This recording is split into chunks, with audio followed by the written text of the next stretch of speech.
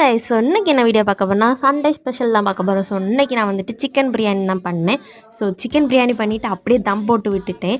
So இந்த side வந்து என்ன பண்ணிட்டேன்னா, நைட்டுக்கு வந்துட்டு சிக்கன் கிரேவி யூஸ் ஆகும்னு சொல்லிட்டு சிக்கன் கிரேவியும் அதே சேம் டைம் ரெடி பண்ணிட்டேன். ஸோ இன்றைக்கி வந்துட்டு நான் சிக்கன் பிரியாணி செகண்ட் டைமாக பண்ணுறேன். ஃபஸ்ட் டைம் பண்ணப்போ எனக்கு ஃப்ளாப் ஆச்சு. ஏன்னா அடியில் பிடிச்சி ரொம்ப குழஞ்சி ஒரு மாதிரி ஆகிட்டு. ஆனால் செகண்ட் டைம் அப்படி இல்லை, ரொம்ப ரைஸ் எல்லாம் அப்படி தனித்தனியாக இருந்துச்சு. ஸோ சூப்பராகவே இருந்துச்சு. நானே எக்ஸ்பெக்ட் பண்ணல, நானாக பண்ணேன் அப்படின்ற மாதிரி இருந்து வீட்லேயுமே எல்லோரும் நல்லா இருந்து சொன்னாங்க. ஸோ அப்படி ஈவினிங் என்ன பண்ணலான்னு சொல்லிட்டு பார்க்குறப்ப தான் ஓரியோ பிஸ்கெட் அப்படியே இருந்துச்சு. ஸோ அதை வச்சு எதாவது பண்ணலான்னு சொல்லிட்டு தான் ஓரியோ பணியாரம் பண்ணேன். ஸோ அதுவுமே வந்துட்டு செம்மையாக இருந்துச்சு.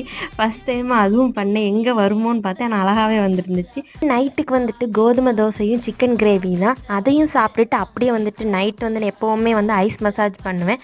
ஸோ அதையும் பண்ணிவிட்டு அப்படியே தூங்க போயிட்டேன். ஸோ உங்கள் வீட்டில் இன்றைக்கி என்ன ஸ்பெஷல்னு சொல்லுங்கள். ஸோ இன்னொரு வீடியோவில் பார்க்கலாம். டாடா பாய்.